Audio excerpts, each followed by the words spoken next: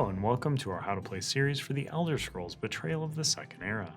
In this video we'll be going over the day phases and the many types of encounters you'll be facing in them. One final thing before we get started, make sure that your XP dial is set to 2.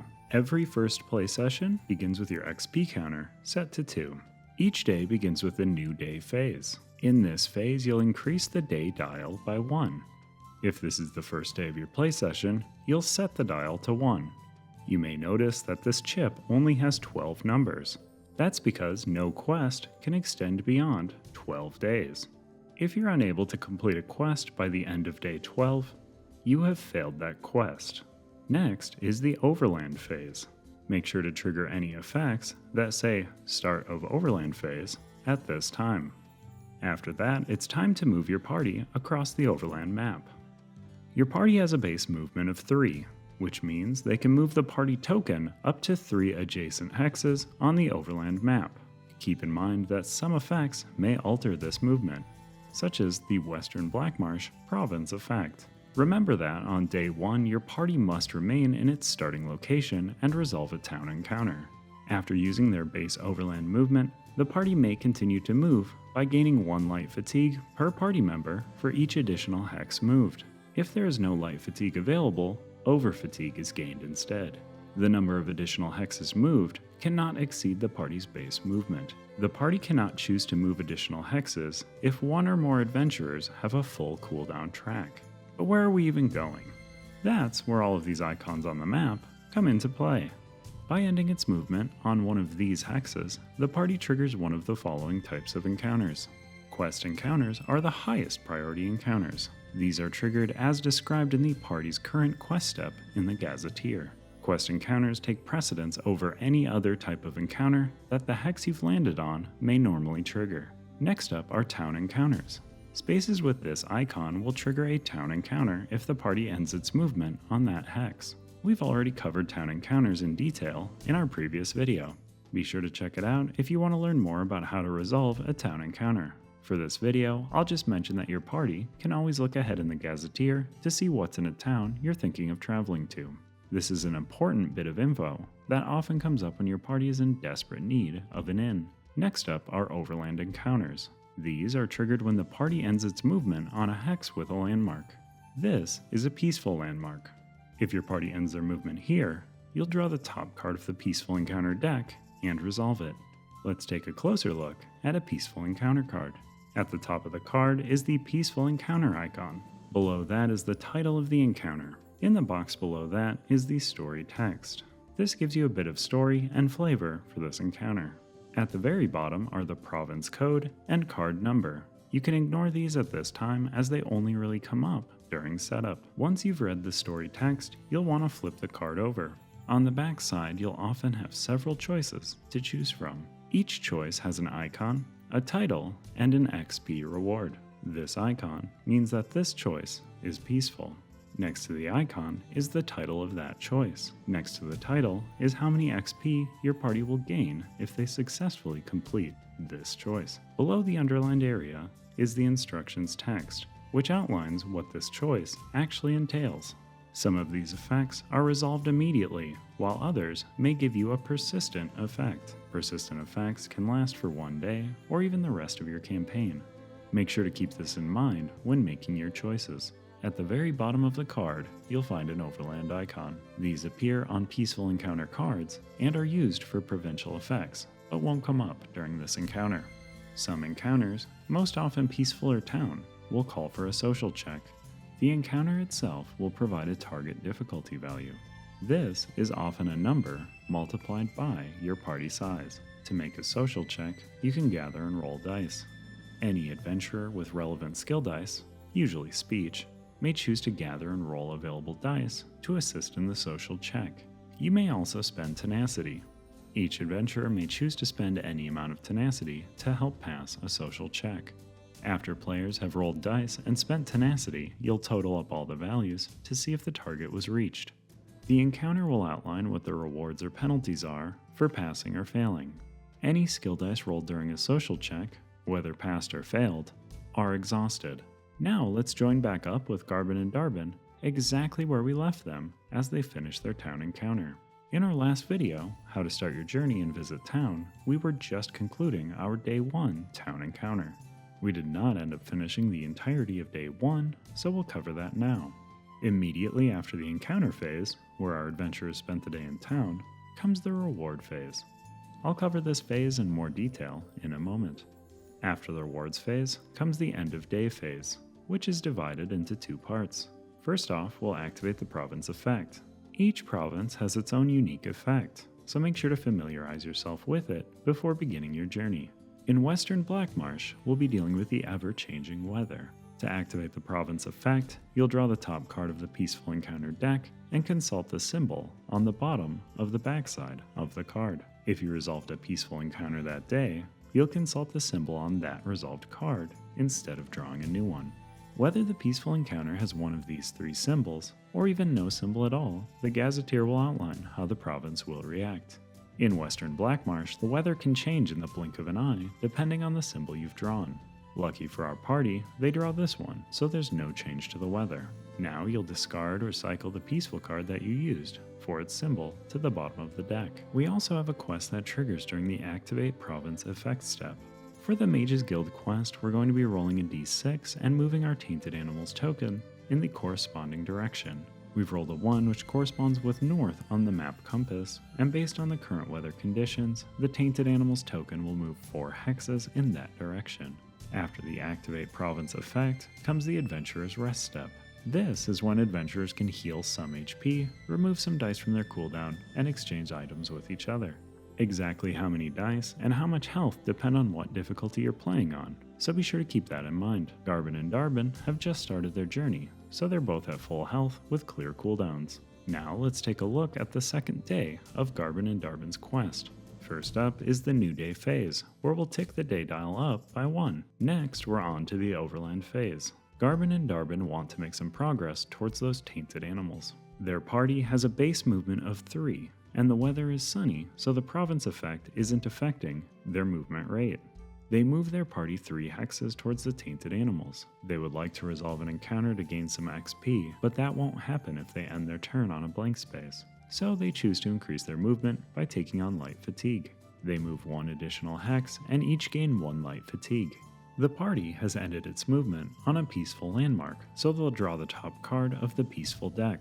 The party draws the Peaceful Encounter, Con Art Hist. The party also has a side quest that they took on in the last video.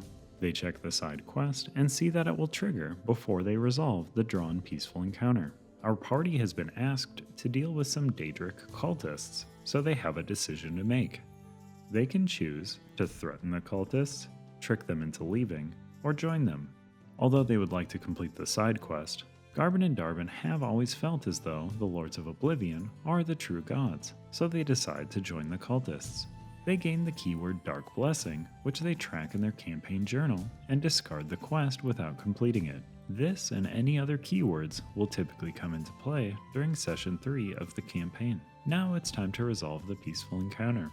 A Pale High Elf is offering the party a suspicious deal, and they're left with 2 choices. The party would rather take the sure thing than gamble at the next shop, so they choose the second option. They place the Peaceful Encounter nearby so they can consult its symbol during the end of day phase. Now they move on to the rewards phase, where they'll gain any rewards from resolving the encounter.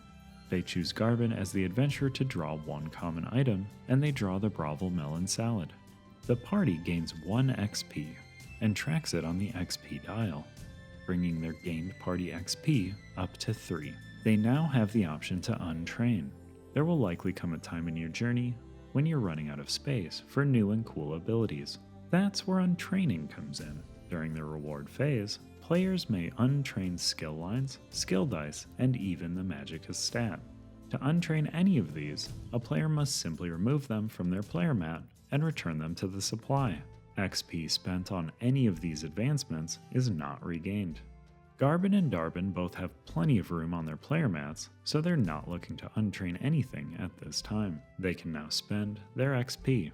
XP can be spent in a variety of ways, but I'll outline the most common ones here. One of the main ways you'll be spending XP is to increase your attributes. Attributes are your stat and skill lines. The cost to increase them is outlined at the top of the player mat's skill section. When increasing an attribute slotted on the left side of the mat, you'll use the white box numbers, and if it's an attribute slotted on the right side, you'll use the black box numbers. When determining the cost, you'll always consult the open square slot that is closest to the side of the row with the attribute's circular token. Make sure to account for drained dice and dice in your cooldown when determining the next open slot. If you're purchasing a skill die, you have access to any dice level that is equal to or one level higher than any dice you already have slotted from that skill line. If you've played even a single round of combat in this game, you'll likely understand how important your cooldown stat is. Lucky for you, it can also be increased. To increase your cooldown stat, you must spend a number of XP equal to your new cooldown stat value. If you do so, you may move your peg into that new stat. You must increase your cooldown stat one slot at a time, but you may increase it multiple times during the same reward phase. And finally, if your character mat is perfect and just the way you like it, but you still have XP, you can spend it to increase your current tenacity at a 1-to-1 rate. Any XP that wasn't spent at this time is tracked on your character mat in the saved XP tracker. This saved XP can be used in a future reward phase alongside any other gained XP. This track can only hold up to 3 unspent XP. Any XP left at this time in excess of 3 is converted into tenacity. Now let's get back to our example. Garben wants to be a bit more agile in combat, so they decide to train a die from their acrobatic skill line. Since they have no other dice from that skill line present in their mat, they only have access to level 1 skill dice. They decide to train the Fleet Phantom skill die. Since the acrobatic skill line is on the right side of their mat and they have no other dice trained, they'll use this spot when determining the cost. They spend 1 XP, gain the die, and place it in their mat. Darben would like to train more one-handed shield dice, but the next open slot is priced at 2 XP. They decide to bank their 1 XP for later use. They now move into the end of day phase. They start by activating the province effect. Since they resolved a peaceful encounter for the day, they'll use the symbol on the back of that card instead of drawing a new card. This symbol means that the weather will remain sunny for the next day, and the animals are on the move. They roll a 1, which means the animals are moving north. Since the weather is sunny, they'll move 4 hexes. However, they hit the edge of the map, so their movement will end for the day. Now they're onto the adventurer's rest step. The number of HP or dice recovered depends on your difficulty level, so be sure to keep that in mind. A new day begins. The day counter ticks up to 3. Our party is still after those animals, so they use their full 3 movement, ending on a conflict landmark. Let's learn about conflict landmarks. If your party ends its movement on one of these hexes, you'll draw the top card of the conflict deck. These cards share a lot of similarities with the peaceful cards. Up top, you'll find the conflict icon, followed by the encounter title, the story text with the province code and card number at the bottom. On the back, we have our choices. This encounter has 2 options, 1 clash and 1 peaceful. Again, the campfire icon indicates that this is the peaceful option, while the crossed swords icon indicates that this option will result in a clash. There is 1 additional icon that isn't present on this card, and that's the torch icon. This icon indicates that this choice will result in a delve, which I'll be covering in our video focused on delves and dungeons. Clashes are more challenging, so they typically offer more XP than the peaceful option. The red circle around the clash icon indicates that this is an unstable option. I'll go over unstable encounters in a moment, but for now let's pretend this is just a standard clash icon. Below the clash option, you'll find the clash setup diagram.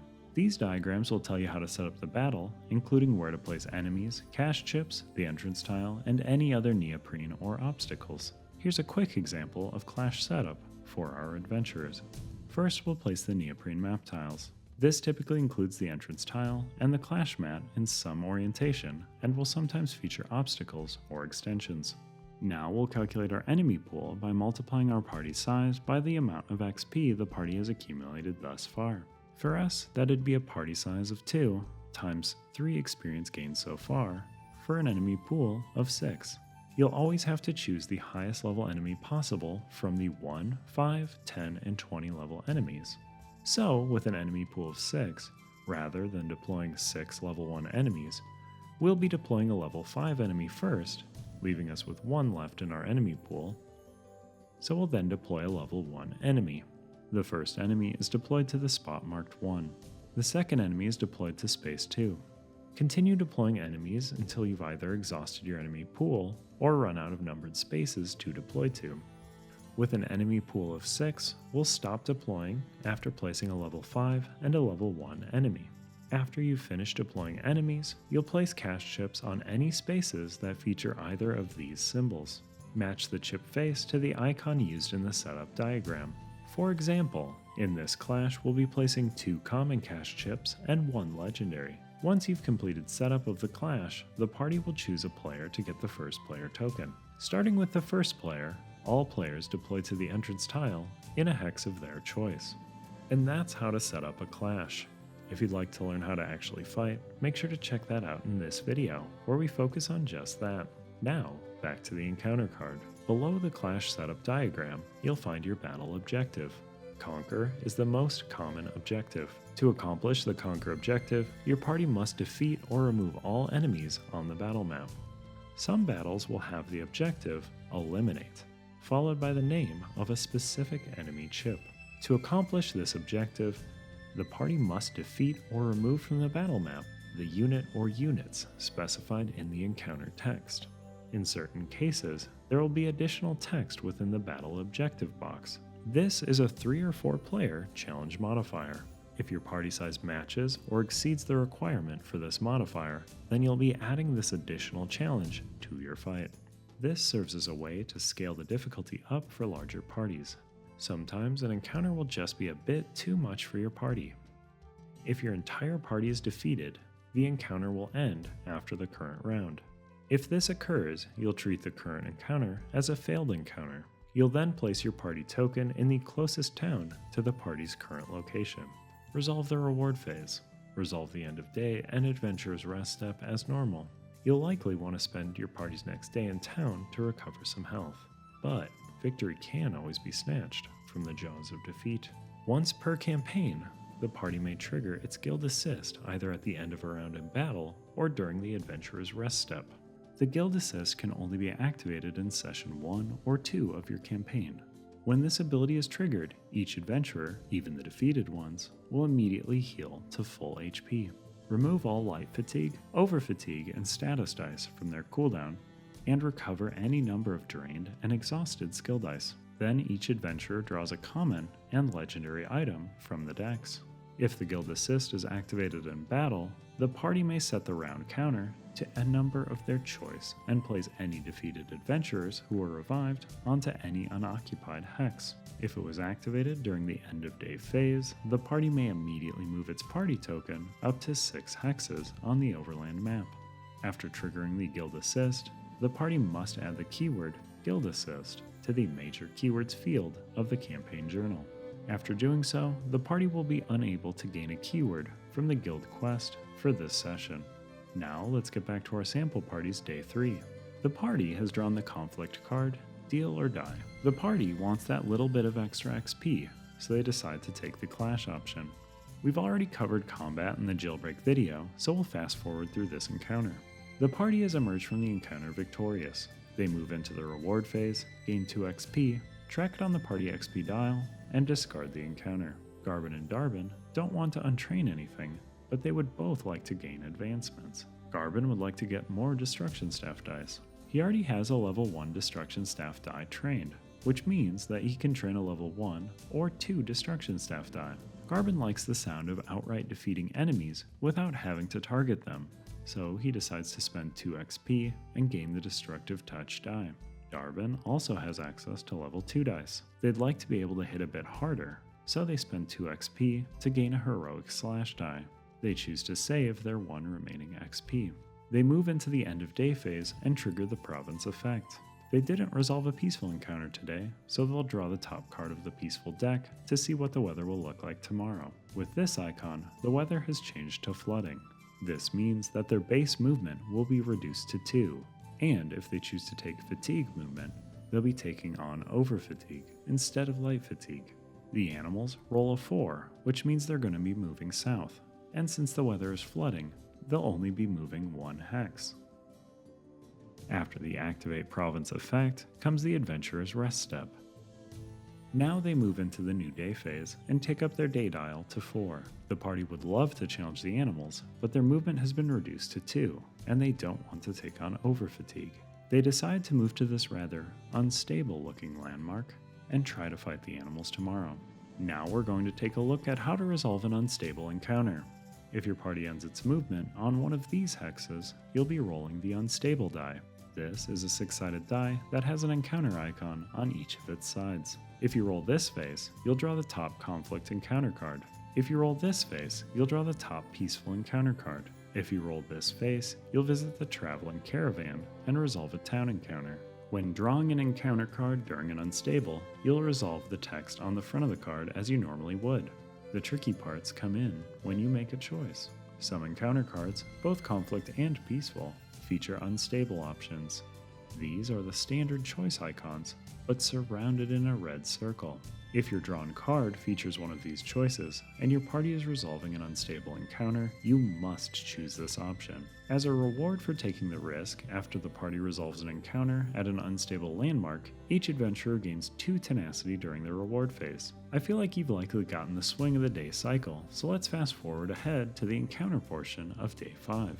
The animals are within reach, so the party decides to move on to their hex and end their movement. This will trigger the quest encounter outlined in the Western Blackmarsh Gazetteer. Had the animals been on a landmark or town hex when the adventurers landed on them, the quest encounter would take precedence. This means that the party would have to resolve the quest encounter over any other type of encounter. Quest encounters are outlined in the Gazetteer in detail. I won't cover this one in heavy detail to avoid spoilers, but essentially the party is trying to complete this battle using these additional rules. If they are able to successfully do so, they'll gain the rewards outlined here. Then they'll head to the next entry in the Gazetteer outlined here. And that about takes us through all the phases of the day and all the types of encounters. And that's how you face the day. Want to learn a bit more about that mysterious delve symbol or the very exciting sounding dungeons? Make sure to check out the next video in this series. Want to learn a bit about how to set up characters, the game, go to a town? Make sure to check out the other videos in this series. But thanks for watching this video.